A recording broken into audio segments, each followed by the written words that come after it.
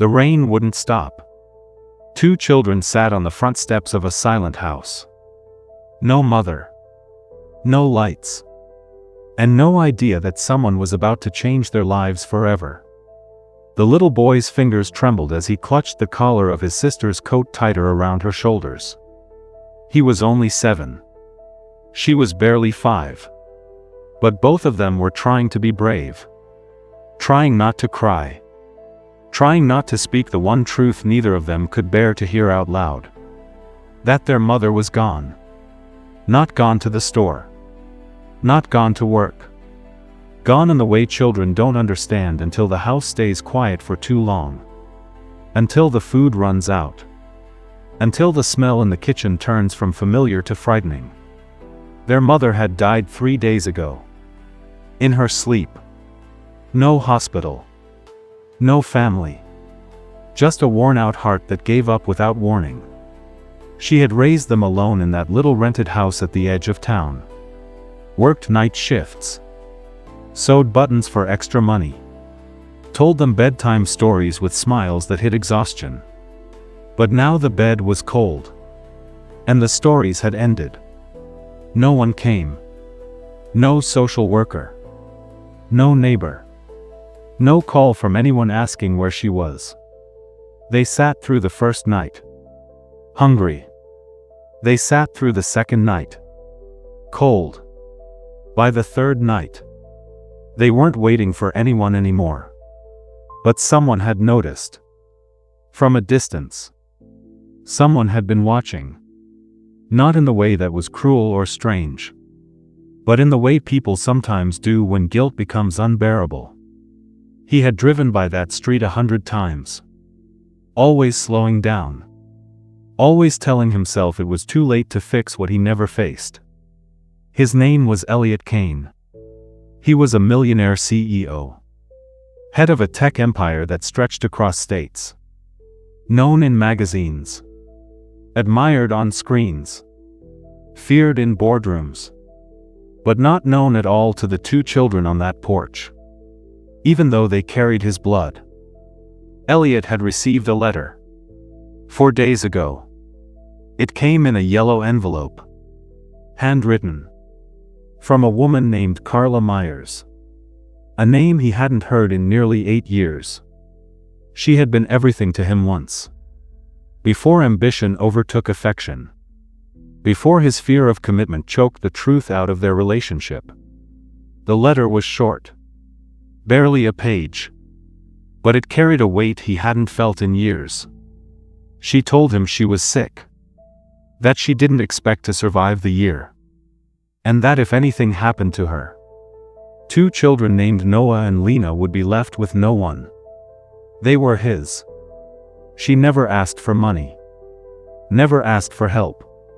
Only for truth. She wanted them to know who their father was. Not for her. But for them.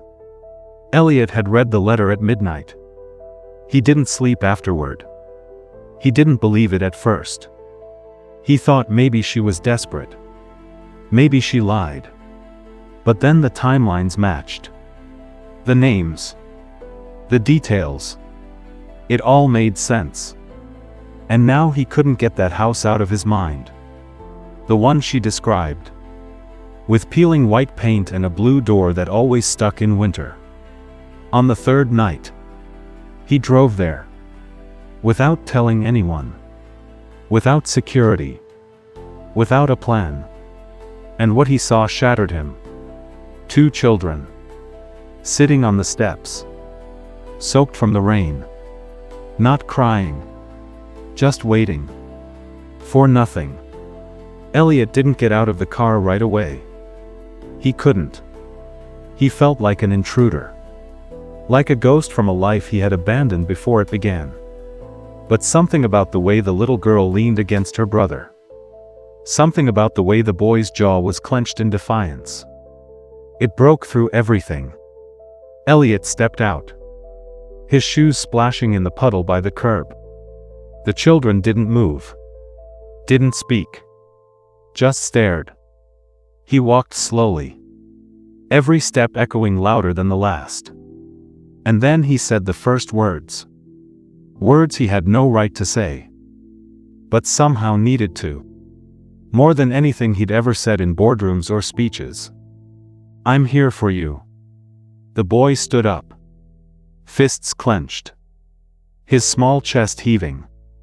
He stepped in front of his sister like a shield. We don't talk to strangers, he said. Elliot's voice cracked. You're right, I am not supposed to be a stranger. The porch light flickered once and died again. The rain eased. But the silence deepened. The boy didn't move. The girl leaned out from behind him. Her eyes wide. Searching. Soft. And then she asked, Do you know our mom? Elliot nodded. He couldn't say anything else. His throat closed up. Because in that moment, all the years, all the excuses, all the cold hotel rooms and empty apartments, meant nothing. He was just a man who missed his chance. And found it again too late. Inside the house, the air was heavy. Photographs hung crooked on the walls. A stack of unpaid bills sat untouched on the kitchen table. The children had made cereal last longer than it should have. Blankets were piled on the couch like forts. Everything smelled like time and sorrow. Elliot stood in the doorway. Not sure if he was welcome. Not sure if he had the right. But he didn't leave. Not this time. The night passed slowly. Rain tapping gently on the roof like a lullaby for a house too tired to dream. The little girl, Lena, fell asleep curled up on the couch. One tiny hand clutching a stuffed rabbit that had lost an ear. The boy, Noah, didn't sleep. He sat across the room from Elliot. Eyes locked. Body still. Every part of him tense like a drawn bow. Elliot had offered a blanket. A chair. Food. Noah refused everything. Even the warmth of kindness. Because to him, kindness had strings. Kindness disappeared. His mother had been kind. And she left. Elliot spent that first night in silence. Sitting in the corner of their living room. A space that didn't feel like his. And might never be. He had built companies. He asked if he could go get groceries. Noah said nothing. Lena nodded. When Elliot returned an hour later, his arms were full. Fresh fruit.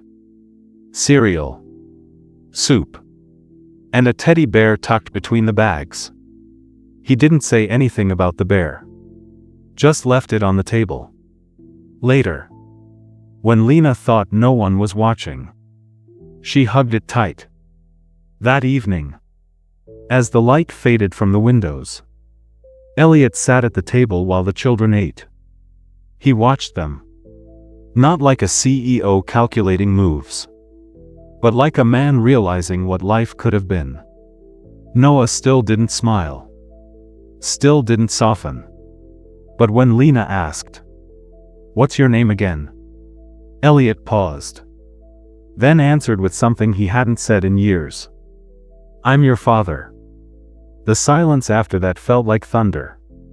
Lena blinked. Noah froze. The spoon in his hand didn't move. "That's not funny," Noah said. His voice low. Elliot shook his head. "I'm not joking." Lena looked between them. Then quietly, "Mom never said your name." "I know," Elliot whispered. "She didn't want to confuse you, or hurt you." Noah stood. His chair scraping loudly on the floor. "You don't get to come back and say that like it's okay." "She died," he said, voice rising. "She died and you weren't here and now you think we're supposed to believe you're our dad just because you say so?" Lena started to cry. Elliot reached out without thinking. But Noah stepped between them again. "Don't touch her." Elliot nodded. He understood. He deserved this. All of it. That night, he didn't sleep again. He sat on the porch. Alone this time. The same place he had first seen them. The stars were faint. And the house was quiet. But his heart wasn't. He whispered into the dark. "Carla. I'm here now. I don't know what I'm doing, but I'm here." Inside, Noah stared at the ceiling. His fists clenched. Not because of fear, but because part of him wanted to believe. And believing hurt more than anything. It was just another morning for the world. But not for them, and not for him. The streets were calm. Birds echoed across a city that had long stopped listening to small sounds. And somewhere in the middle of it all, beneath a gray sky that hadn't decided whether to rain or shine, a man in a navy blue suit collapsed without a word. He hit the ground like a tree falling in the forest. And like most things in this world, no one noticed. Joggers ran past, earphones in, eyes forward. A woman pushing a stroller glanced in his direction, but didn't stop. She thought maybe he was just resting. He looked too polished to be in trouble, but he wasn't resting. He was fighting, for every breath, for every beat, for something he didn't even know he still wanted to live for. His name was Michael Rivers, a name written on glossy magazines, corporate awards, and million-dollar contracts, the kind of name that opened doors, the kind of man who never needed help. Until now, his watch kept ticking on his wrist, but he was no longer aware of time. And then, somewhere in the stillness, 2 little feet came closer, followed by 2 more. The girls were 5, identical twins, blonde curls, white dresses that fluttered in the wind like storybook pages. Their shoes were dusty from the playground, their faces quiet, not scared, just watching. They stood over him, breathing softly. The smaller one blinked first. "He's not moving," her sister nodded. Her voice was steadier than it should have been for a child that young. "I think he needs help." She knelt down beside him, her tiny fingers trembling. She didn't know the word for heart attack. She just knew something was wrong, very wrong. Without panic, she pulled a small pink phone from her backpack. It looked like a toy, but it wasn't. Their grandmother had programmed it with only 3 numbers: hospital, police, and 1 labeled help. "Yes," Elliot answered. "But I stayed because I couldn't walk away again." "You already did once," Noah snapped. "I know. She cried every night, you know." Noah's voice cracked.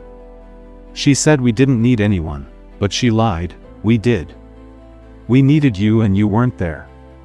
Lena started crying again. Softly. Like she was used to doing it quietly. Elliot stood up. Backed away.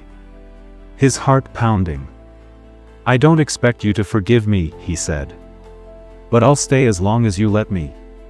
Noah didn't say anything. But he didn't tell him to leave either. The next day, Elliot brought a photo album. Inside were pictures. Carla when she was younger.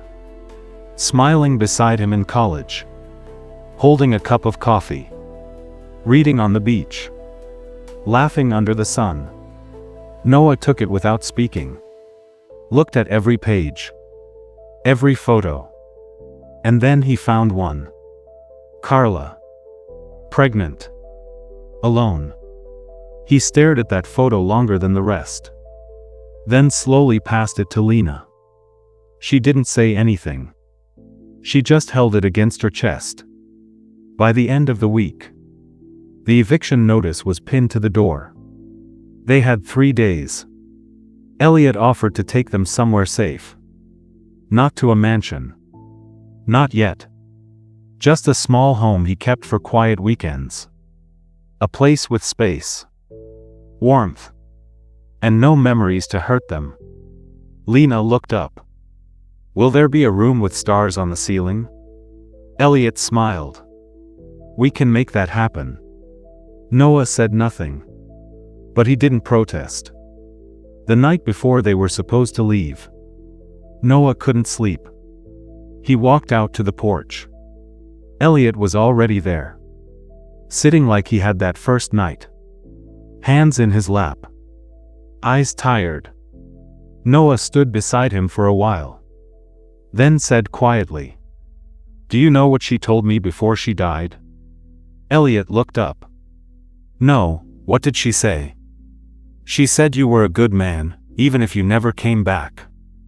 She said some people leave because they're scared, not because they don't care." Elliot swallowed hard. The words cut deeper than he expected. Because they were true. "She was always better than me," he said. "She was everything." The next morning, they packed what little they had. Lena took her stuffed rabbit. Noah carried the photo album. Elliot didn't rush them. He didn't try to smile too much, or talk too loud. He just opened the car door and waited. Noah looked at the house one last time, then turned to Elliot. "You said you'd stay." "I did." "Then don't change your mind." "I won't." They drove away slowly. Past the park. Past the bakery. Past everything they had known. Lena fell asleep.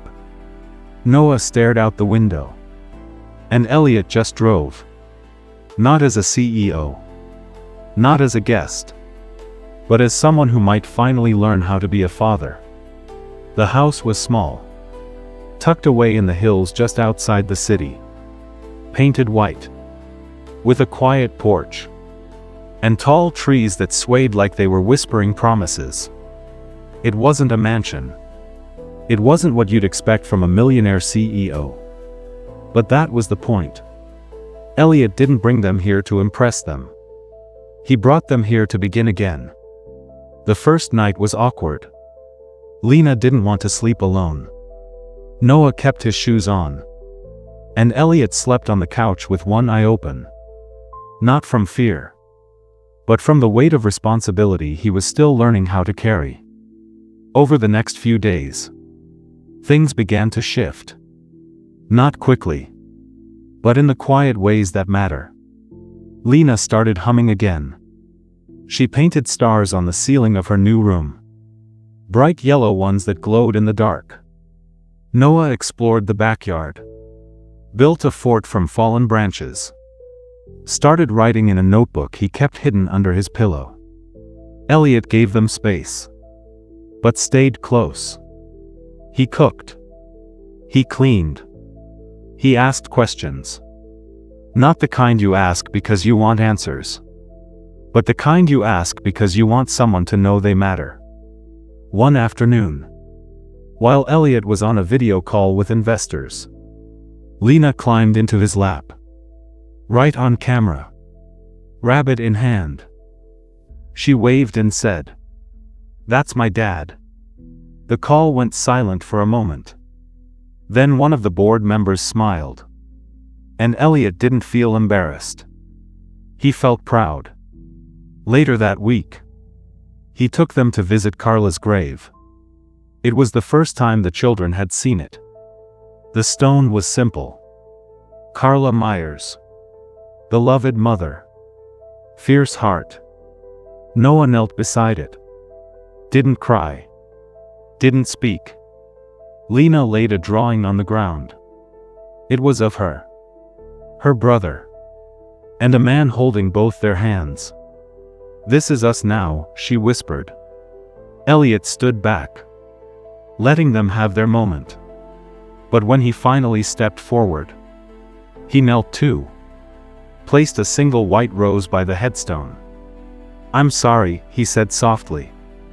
"I wasn't there when you needed me, but I'm here now." And for the first time, he believed it wasn't too late. One evening, weeks later, as the air turned cooler, Elliot found Noah sitting alone on the porch. Notebook in hand. Pages full. He sat down beside him. Noah didn't look up. Just asked quietly, "Are you still staying?" Elliot answered without hesitation. As long as you'll have me. Noah closed the notebook. Held it out. Elliot took it. Opened the first page. It was a letter. Written to Carla. From Noah. It said things he never got to say. About how he missed her. How he tried to be strong. How he was angry she never told him who his dad was. But also how he forgave her. Because he understood now. That some truths are too hard to carry alone. Elliot handed it back. Eyes wet. Heart full. Noah said, "I'm still mad sometimes." Elliot nodded. "You're allowed to be." On Lena's 6th birthday, Elliot asked what she wanted. She pointed at Noah. Then at Elliot. Then said, "I just want both of you to stay." So they did. They stayed. Through school days and rainy days. Through questions and tears. Through quiet breakfasts and loud board games. They didn't become a perfect family. They became a real one. Built on broken pieces. Held together by choice. Months passed. One night, Elliot found a box in the attic. Old letters. Photos. One small envelope. Unopened. It was the second letter Carla had written. This one was for him. But meant for all three of them.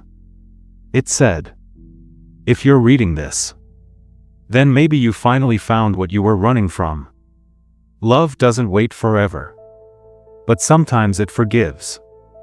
And sometimes the people we leave behind are the ones who teach us how to come back." Elliot folded the letter. Placed it on the bookshelf beside a framed photo of the three of them. And turned off the light. That night, Lena whispered from her bed, "Daddy, are you here?" And from down the hall, Elliot answered, "Always."